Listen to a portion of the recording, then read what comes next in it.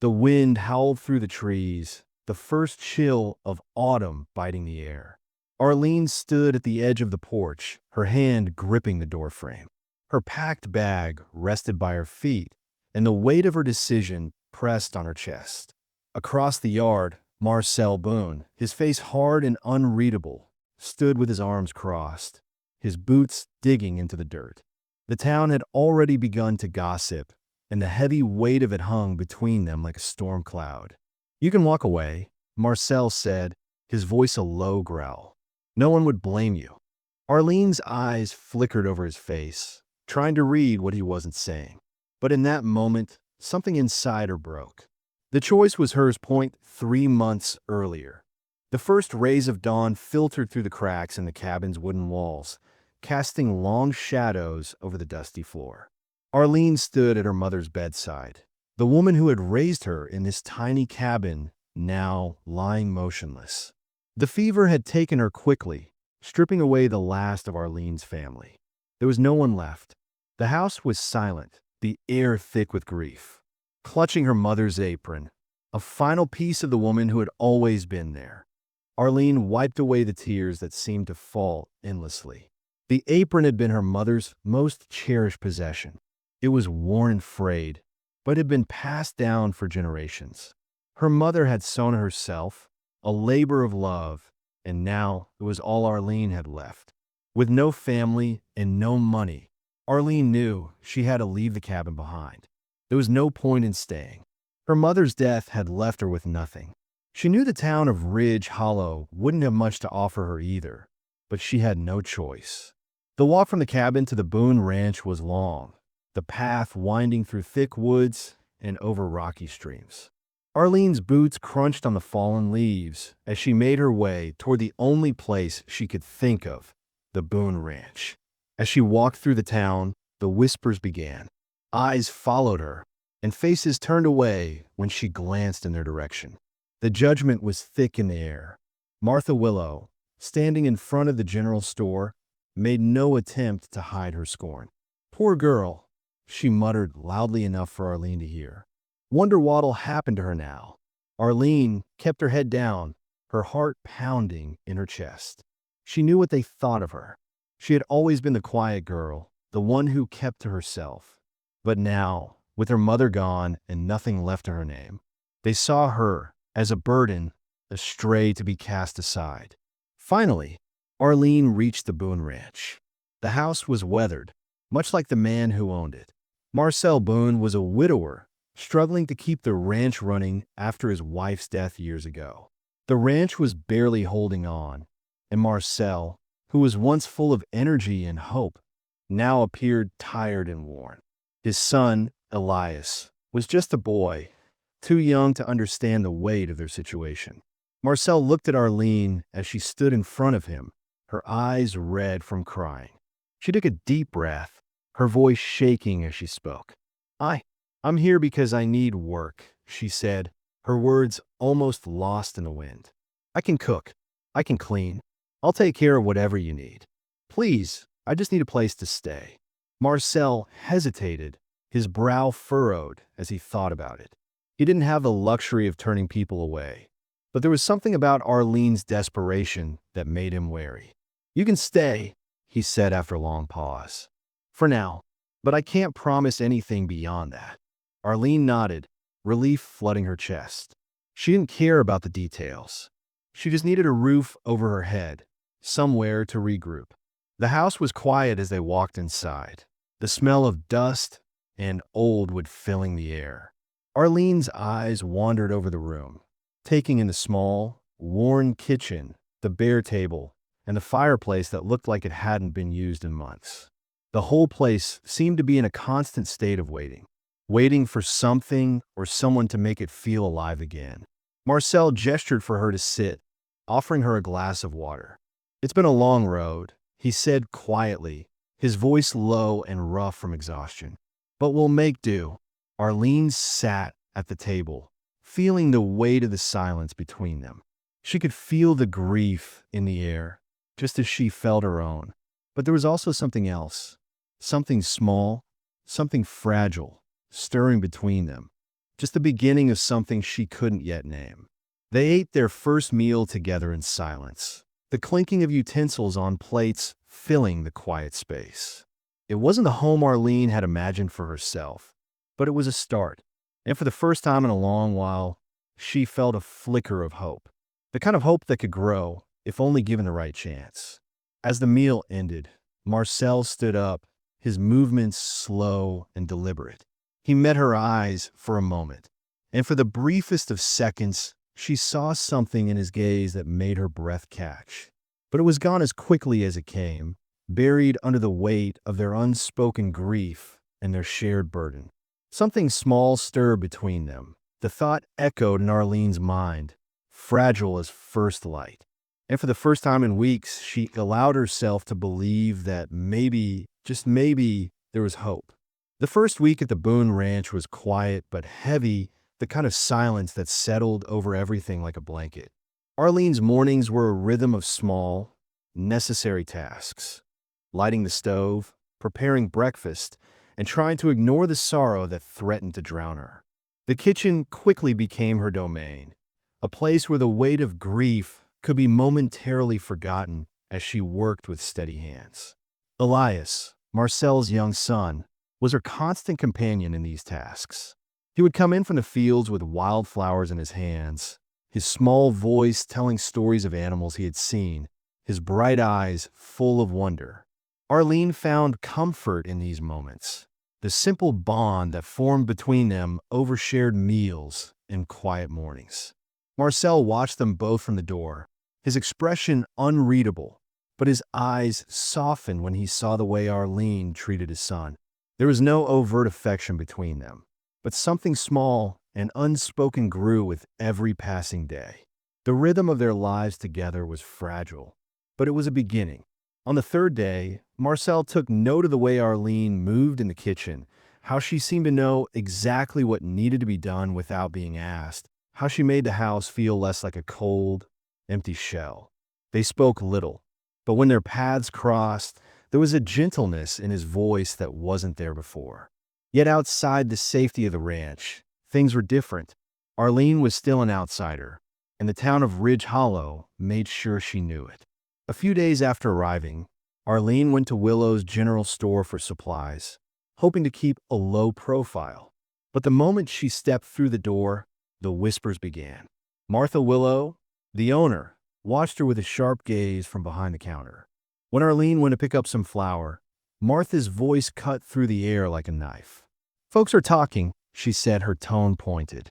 "A young woman in a widower's home, making people think the wrong thing. Some men taking strays when they're lonely, but they don't keep them for long." Arlene's stomach tightened at the words, the thinly veiled threat hanging in the air like smoke. She tried to ignore it, but it stayed with her as she paid for the supplies, the weight of the town's judgment pressing on her chest. When she returned to the ranch, she kept her distress hidden, not wanting to cause trouble. But Marcel could tell something was off. That evening, as Arlene worked on mending a broken cabinet hinge in the kitchen, Marcel took notice of the way she looked at her hands, the quiet sadness in her eyes. He stepped over to her, his movements slow and deliberate, and without a word, he fixed the hinge for her, his fingers brushing against hers as he worked. The contact was brief, but it lingered, and when he stepped back, he muttered, "Some things shouldn't be left broken," his voice carrying more weight than the simple words suggested. Arlene looked up, meeting his gaze, and in that moment, she knew that he understood. He wasn't just fixing the cabinet. He was acknowledging the cracks that had formed between them, the pain they were both carrying. And somehow, without saying a word, they both knew that they were still walking the same difficult path. In the evenings, they began to share the cooking together, each of them taking turns with the preparations. Marcel would pass her the vegetables, and Arlene would chop them, their shoulders brushing as they worked side by side. The silence between them had shifted, filled with a quiet awareness. Neither of them spoke about it, but the space between them felt charged, as though the smallest gesture might tip them into something more. As the days passed, The house became a place of tentative peace, a fragile haven where they could pretend that the outside world didn't exist. But the threat from Ridge Hollow was always lurking, waiting for the chance to strike. Arlene's heart ached each time she thought about what Martha had said. Was she just a stray, waiting to be thrown out once the novelty wore off?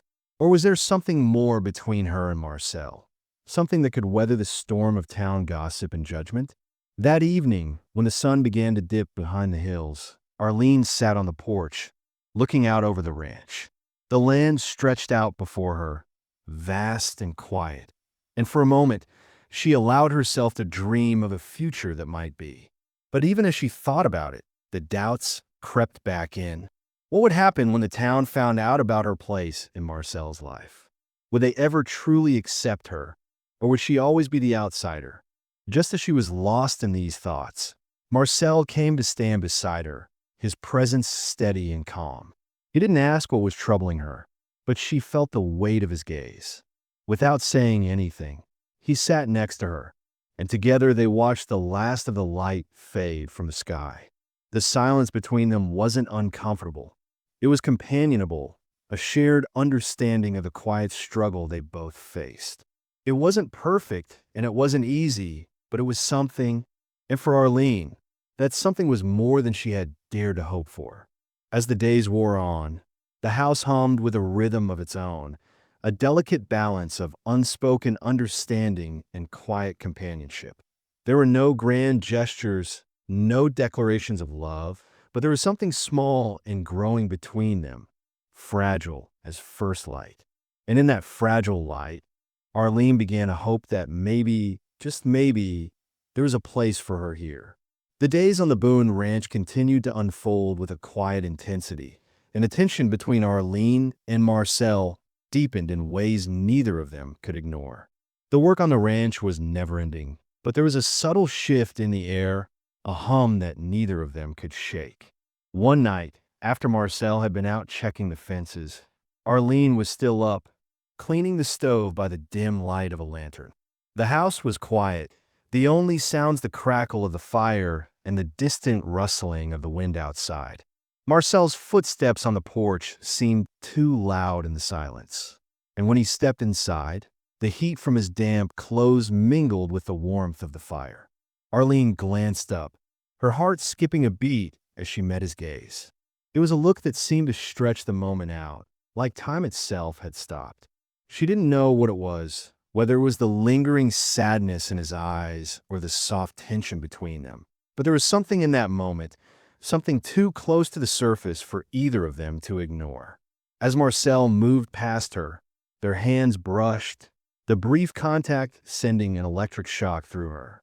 Both of them froze, caught in the briefest, most fragile of moments.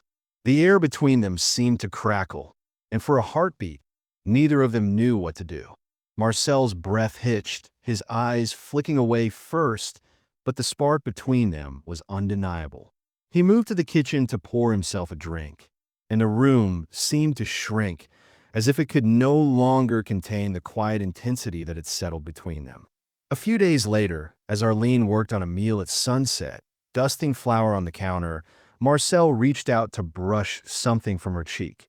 Flour, perhaps, but his touch lingered just a moment too long. His fingers hovered near her skin, but as the seconds stretched, neither of them moved. The breath between them caught, and for a moment, it felt as if the entire world had frozen. He withdrew his hand quickly, the unspoken moment hanging in the air, leaving a weight in its wake that neither of them knew how to lift. It was as if the house itself was holding its breath. Later that week, things in town took a darker turn. Arlene had been avoiding the town for days, but the need for supplies eventually pulled her back into the heart of Ridge Hollow. She wasn't prepared for the confrontation that awaited her. Mrs. Dunley, a woman with a sharp tongue and an even sharper gaze, spotted her the moment she stepped into the general store. The moment their eyes met, Arlene knew trouble was coming. Mrs. Dunley wasted no time, her voice cutting through the noise of the store like a blade. "Improper," she said, her words dripping with disdain.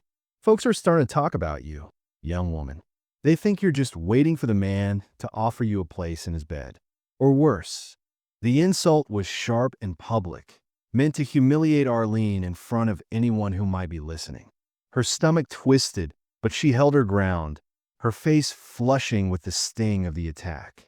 Elias, unaware of the venom in Mrs. Dunley's words, clung to her side, his small hand gripping her skirt as he looked up at her with wide, confused eyes.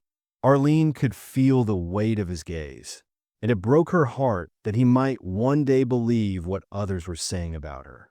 As Mrs. Dunley continued her tirade, Arlene's hands trembled, but she bit her lip and remained silent. The harsh words stung, but there was nothing she could say to make them stop. Instead, she gathered what she needed and left the store as quickly as she could, trying not to show the hurt on her face. When she got back to the ranch, she locked herself in the kitchen and scrubbed the pots with a force that was almost violent, her thoughts spiraling out of control. Maybe they were right. Maybe she was ruining Marcel and Elias's lives by staying. The weight of her own insecurities pressed down on her, and for the first time, she considered leaving before the town forced her out. That evening, Marcel found her standing alone by the barn, the last rays of the sun casting long shadows over the yard. He didn't ask her what was wrong. He didn't need to. Arlene's face said it all. She didn't have to explain the cruelty of Mrs. Dunley's words. He had heard the rumors, too, but instead of offering empty reassurances or trying to dismiss her fears, Marcel simply stood there with her, his presence steady and unyielding.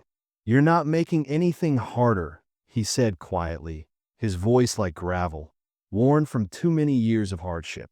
The weight of his words didn't need to be dressed up in sweetness or promises. He was telling her, in the only way he knew how, that she wasn't alone in this. They didn't need to speak about it. His quiet strength was enough. But even as she felt the faintest glimmer of comfort in his words, Arlene couldn't shake the feeling that they were both on the edge of something much bigger than either of them realized. The town was already circling, sharpening its knives, and nothing was going to stay hidden forever. Still, there was a flicker of something between them, something tender and fragile, like a thread that tied them together despite everything. But Arlene knew that reassurance wouldn't shield her from what was coming.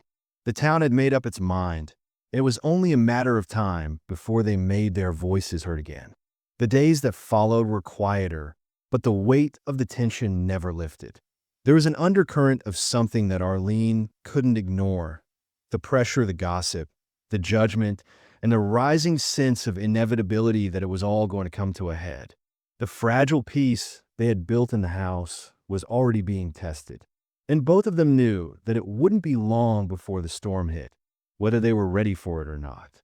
The tension on the Boone Ranch continued to build, and it seemed that every day something new threatened to unravel the fragile life Arlene had started to build. The whispers in town only grew louder, and the weight of their judgment pressed harder with each passing moment. One afternoon, as the ranch hands gathered in the yard for work, one of them, a burly man with a rough demeanor, made a crude comment about Arlene, suggesting she was nothing more than a charity case. Marcel, who had been silently observing from the porch, stepped forward sharply, his eyes flashing with sudden intensity. "Show some respect," he growled, his voice cold and commanding. The men straightened immediately, and though none of them dared to argue, the tension in the air was palpable. Arlene stood frozen, watching as Marcel defended her, his actions speaking louder than any words. She hadn't expected him to step in, but his quiet protection settled around her like a shadow, both comforting and unsettling at once. It was a moment that changed something between them, though neither of them spoke of it. That evening, as they worked together in the kitchen, Arlene could feel the shift in Marcel's presence. He had always been a man of few words, but now there was something different in the way he looked at her, something that carried more than just the weight of their shared grief. It was as if he was seeing her for the first time, and it unsettled her more than she wanted to admit. As they prepared the evening meal together, Marcel's voice broke through the silence, raw and vulnerable. "Arlene," he began, his words hanging in the air, unfinished. He looked at her as if he wanted to say something more, but the words got caught in his throat. Just as he opened his mouth again, the sound of Elias's voice broke the moment. The little boy burst into the room, holding up a crayon drawing of a horse and a rider, his bright eyes full of pride. The fragile connection between Arlene and Marcel shattered in an instant, leaving them both feeling more uncertain than ever. The moment was gone, and neither of them knew how to get it back. But even as the tension lingered between them, there was a quiet understanding that something was changing. The following morning, the bank notice arrived, like a final blow that neither of them had been prepared for. Marcel stood frozen in the doorway as he read the letter, the words seemingly too heavy for him to comprehend. The ranch was facing foreclosure, the bank demanding full payment or the property would be taken. Arlene, standing beside him, felt her stomach tighten as the weight of the situation settled over them both. "There's nothing to be done," Marcel said, his voice cracked and hollow. Arlene understood what he meant. The ranch, their last hope, was slipping through their fingers, and there was nothing either of them could do to stop it. In that moment, something inside Arlene shifted. She had no family left to turn to, no one who could help, but she knew that this place, this home, however fragile it was, had become something more to her than just a roof over her head. She had found something here, something she hadn't even realized she was searching for. And it was hers, as much as it was Marcel's. But there was no time to dwell on it. The situation was dire, and Arlene knew that she had to act. She glanced at the small, silver wildflower hairpin that her mother had worn on her wedding day. It was the only thing of value she had left from her mother, a connection to the woman who had raised her. Arlene had never considered parting with it. It was all she had left of her mother's memory. But now, staring at the hairpin, she knew what she had to do. Her heart ached at the thought, but she couldn't ignore the truth. This ranch was as much hers as it was Marcel's, and she couldn't let it slip away without doing everything she could to save it. With a heavy heart, she walked to the town jeweler, her fingers trembling as she held the hairpin in her hand. She could feel the weight of the decision with every step, but the act of selling it was one of the hardest things she had ever done. The jeweler didn't ask questions, and she didn't offer any answers. The money she received was just enough to make the payment to the bank, to buy them a little more time. She returned to the ranch, knowing that Marcel would never accept her help if he knew. She couldn't risk his pride getting in the way. So, she kept it a secret, slipping the money into the hands of the bank agent without a word, watching as the future of the ranch slipped further out of her grasp. The following days were heavy, filled with a quiet desperation as they waited to see if the bank would give them an extension. Marcel noticed her behavior, her distant expression, but he said nothing. He could feel the change in the air, the way she seemed to withdraw from him, but he didn't know how to fix it. A few days later, he found a receipt for the bank payment hidden in the back of her drawer. The realization hit him like a punch to the gut, and he knew immediately what she had done. He confronted her gently, his voice low and filled with a quiet anguish. "Why?" he asked, the question filled with more than just curiosity. Arlene hesitated for a moment, looking down at her hands before meeting his gaze. "She would have wanted me to help," she whispered, her voice thick with emotion. Marcel closed his eyes, the weight of her sacrifice settling on him. For a moment, there was nothing but silence between them. Something raw flickered in his eyes, gratitude tangled with fear, and for a brief second, he wanted to say more, to thank her, to tell her that he understood. But he couldn't. He walked away without a word, the heaviness of the moment settling over them both. The sacrifice Arlene had made hung between them, like an unspoken oath, a promise that neither of them knew how to keep. The ranch, their lives, their future, all of it depended on the decision she had just made, and neither of them knew how it would play out. The storm that rolled in that evening seemed to mirror the turmoil in Arlene's heart. The sky darkened with heavy clouds, and the wind howled through the trees as rain began to pour down in sheets.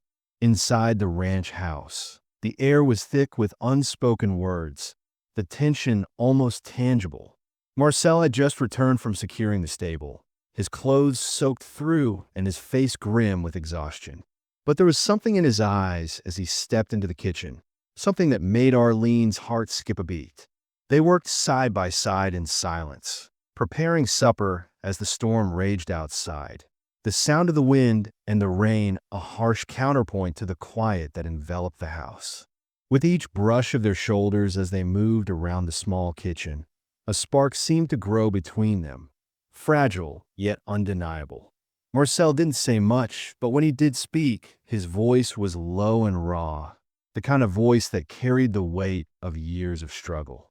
"This house hasn't felt alive in so long," he murmured, his eyes lingering on her, as if he were seeing her for the first time. "You bring something I thought was gone." Arlene's breath caught in her throat at his words, and she looked at him, trying to find the right thing to say. But before she could respond, a sharp knock at the door shattered the fragile moment. Both of them froze, the sound of the knock cutting through the room like a knife. Marcel's expression hardened, and he moved quickly toward the door, his face set in a mask of determination. Arlene's heart raced, her mind already guessing who it might be.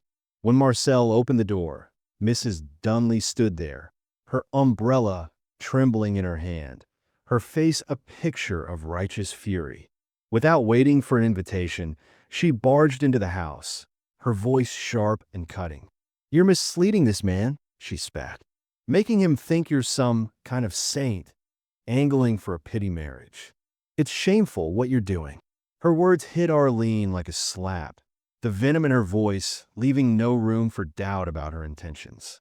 The rain outside seemed to pour harder, matching the storm inside the house as Mrs. Dunley continued her attack, throwing cruel accusations at Arlene in front of Marcel.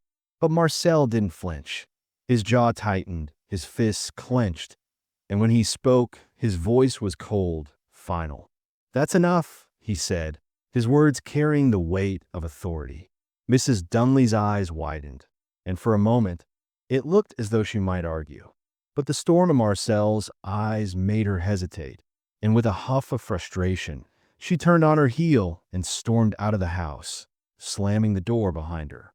The silence that followed was deafening. Arlene stood in the kitchen, her hands trembling as she tried to process what had just happened. The cruel words from Mrs. Dunley had cut deeper than she was willing to admit, and the weight of the gossip and the judgment from the town pressed down on her. She felt like a stranger in her own life, an outsider who didn't belong.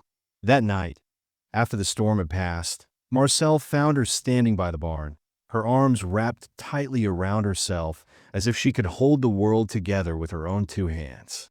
He didn't speak at first, just stood beside her, giving her space.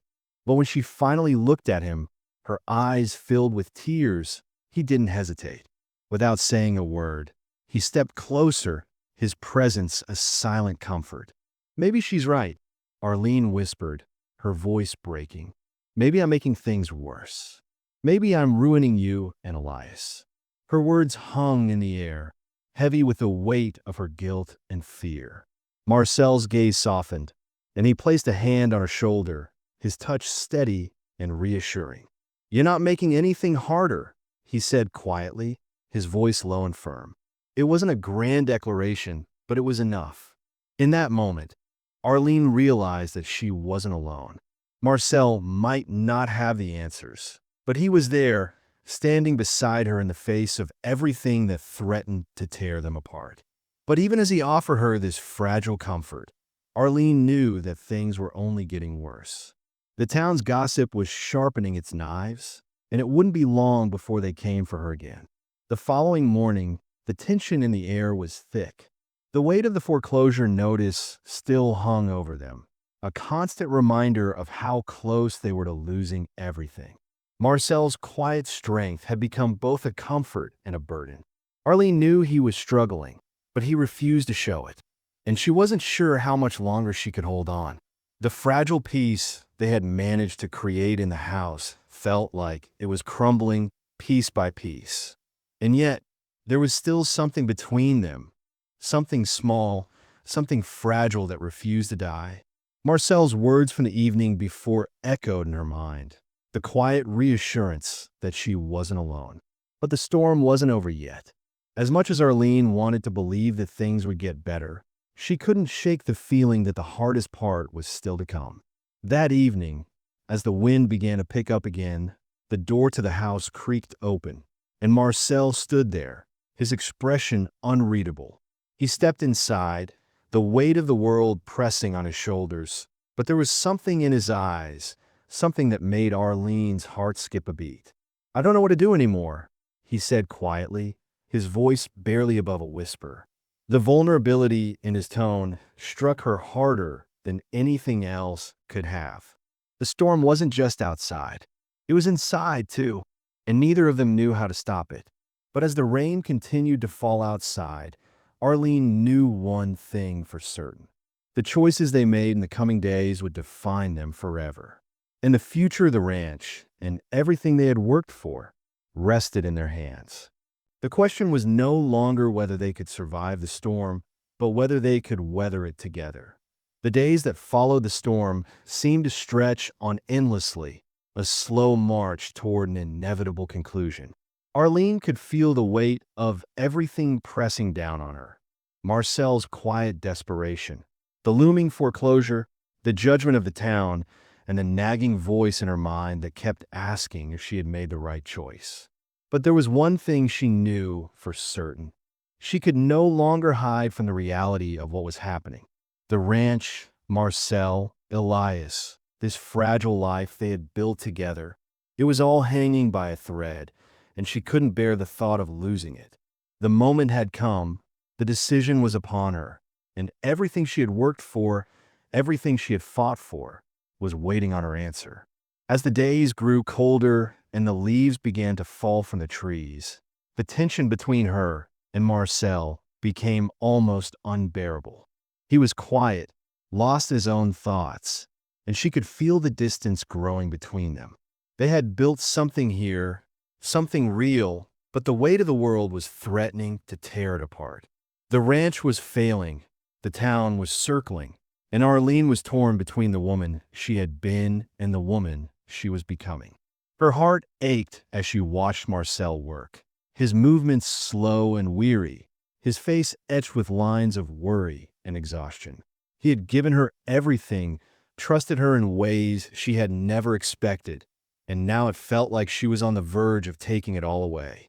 She had already sacrificed so much, her mother's hairpin, her sense of identity, her dignity, but it didn't feel like enough. The weight of her decision crushed her, and she found herself standing in the kitchen late one night, her hands trembling as she wiped down the counters. The house was silent, the only sound the ticking of the clock on the wall. It was then that she realized this wasn't just about the ranch or the town or even Marcel. This was about her, about what she wanted, what she needed, and whether she was strong enough to fight for it. She thought about her mother, who had always told her that she had the strength to survive anything. But survival wasn't enough anymore. She didn't want to just survive. She wanted to live, to build something of her own, to be a part of something that mattered. And Marcel had shown her what it meant to fight for something, to stand up for what you loved, even when the odds were stacked against you. He had given her a place in his life, in his home, and in his heart. And now it was her turn to give him the same. As she stood there in the dim light, Arlene felt a sense of clarity wash over her. This was her home, not because it was perfect, not because it was safe, but because she had chosen it. She had chosen Marcel, she had chosen Elias, and she had chosen the ranch. And she wasn't going to let go of that. The choice was hers, and she wasn't going to walk away. The sound of footsteps behind her broke her reverie, and she turned to see Marcel standing in the doorway, his expression unreadable. They stood there for a moment, neither of them speaking, but in the silence, something passed between them, a quiet understanding, a shared sense of the enormity of the decision. Finally, Marcel spoke, his voice low and steady. "Are you sure?" he asked, the words heavy with meaning. Arlene met his gaze, and for the first time in a long time, she felt a sense of peace settle over her. "I've never been more sure of anything," she replied, her voice strong, though it trembled slightly. She stepped toward him, her heart beating faster as she reached for his hands. "I'm not walking away, Marcel. Not from you. Not from Elias. Not from this life." The words felt like a declaration, a promise that she was willing to fight for what she had found here. Marcel's eyes softened, and for the first time in days, he smiled.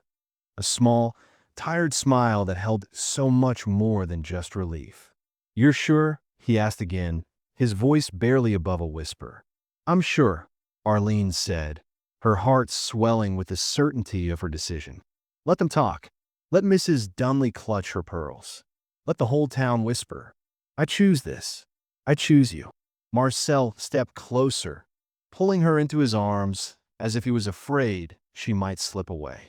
The world outside seemed to fade away, the storm that had raged within their lives quieting in that single moment. Arlene felt the weight of the years of loneliness, of doubt, of fear, and in that moment, it all lifted.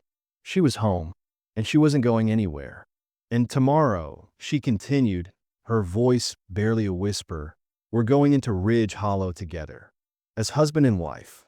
Marcel cupped her face gently, his thumb brushing over her cheek as he searched her eyes for any trace of hesitation. "Are you sure?" he asked once more, his voice thick with emotion. "I'm sure," she said, her voice steady now, the uncertainty gone. "I've never been more sure of anything in my life." Marcel leaned in, his lips meeting hers in a kiss that felt like the culmination of everything they had been through, of all the sacrifices, all the pain, all the doubt. And in that kiss, Arlene felt the promise of a future they would build together. As they pulled apart, she could see the relief in Marcel's eyes, the weight of his own burdens lifting. "Does this mean she's staying forever?" Elias's voice broke the moment, and Arlene looked down to see the little boy standing in the doorway, his eyes wide with curiosity. Marcel laughed softly, his hand resting on Arlene's shoulder as he looked at their son. "Forever," he said simply, and in that moment, Arlene knew that this was the beginning of something new. They would face whatever came together, as a family, as a unit. The past had shaped them, but it was the future they would now build, and it would be a future filled with hope, love, and a sense of belonging. The town might still whisper, and the road ahead might be difficult, but Arlene was no longer afraid. She had found her place, and she had found her family. As the sun began to set, casting a warm golden glow over the ranch, Arlene took a deep breath and made a promise to herself. This was where she belonged, and she wasn't going to let anyone take it from her. 6 months had passed since the storm that nearly tore everything apart, and the Boone Ranch had transformed in ways Arlene could never have imagined. The once barren fields were now lush and green. The barn had been repaired, and the house hummed with life and warmth. Arlene's hands, once trembling and unsure, had become steady and sure, molding dough with the same care she had once given her mother's apron. She had taught Elias how to knead bread, and together they made loaves that filled the kitchen with a sense of peace. Marcel, too, had changed in the months since Arlene had chosen to stay. The weariness in his eyes had softened, replaced by a quiet confidence that came from knowing they had survived the hardest part. He had become a man at peace with himself, with his choices, and with the family they had built together. The mornings were filled with laughter as Elias ran around the yard, his small feet kicking up dust as he played. The sound of his laughter was like music to Arlene's ears, a reminder of the joy they had found in each other. As the sun began to set one evening, Marcel walked into the kitchen, his boots clacking against the wooden floor as he paused in the doorway. His eyes rested on Arlene, her face illuminated by the soft light from the window, and for a moment, he just stood there, taking her in. He had seen her transform from a woman unsure of her place in the world to someone who had found her strength, her voice, and her purpose. There was no denying it. She was home. Elias tugged at his sleeve, holding up a piece of paper with a crayon drawing of their family. "Papa, look what I made," he said, his voice full of excitement. Marcel knelt down, kissing the top of his son's head before looking up at Arlene, his smile warm and full of pride. "How are my 3 favorite people?" he asked, his voice thick with emotion. Arlene, who had just finished kneading a loaf of bread, looked up and smiled. "You're 3?" she asked teasingly. Marcel placed his hand on her belly, where the faintest curve had begun to show. "3," he repeated softly, his voice full of love and wonder. Arlene covered his hand with hers, feeling the connection between them that had only deepened over time. It was a connection that had withstood the judgment of the town, the hardships of the ranch, and the quiet sacrifices they had both made. It was a connection that had brought them to this moment, and it was stronger than ever. Later that evening, they sat together on the porch, the sun casting a golden glow over the land.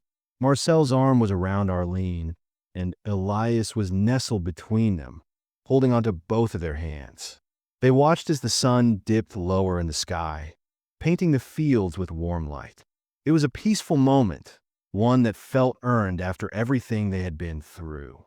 Arlene leaned into Marcel's side, her heart full as she looked out over the ranch. It had become more than just a piece of land. It had become a symbol of everything they had fought for, everything they had built together. It was home, and always would be. Marcel turned to her, his voice soft as he spoke. "Do you ever regret it?"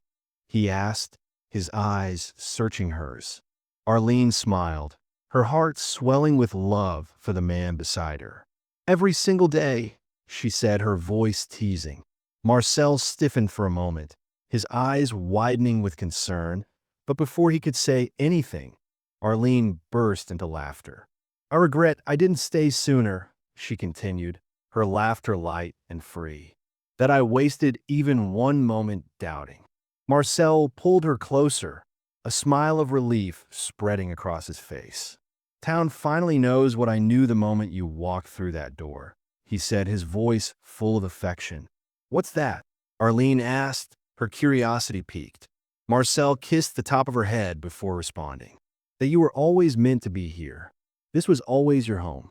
Arlene leaned into him, her smile soft as she closed her eyes. "Home isn't a place, Marcel," she said, her voice quiet and content. "It's the people who fight for you, who give you the choice to leave and mean it. Home is choosing to stay." The moment was perfect, the world outside forgotten as they sat there together, the fading light of day wrapping them in warmth and peace. They were no longer just surviving, they were living. They were a family, and nothing could take that away from them. The next morning, the sun rose over the ranch, casting its first light on the fields that had once seemed barren and hopeless. Now, they were vibrant with life, a testament to the love and effort that had gone into restoring the land. Arlene stood on the porch, her hand resting on her belly, watching as Marcel worked in the fields. Elias ran around, laughing and playing, his joy infectious. The ranch was thriving, and so was their family. It was a new beginning, a future they had built together from the ground up. Later that morning, as they made their way into Ridge Hollow, Arlene wore her mother's apron over her dress, a small piece of the past that had carried her through the hardest moments of her life. Marcel's hand was firmly in hers, and Elias walked between them, swinging their joined hands.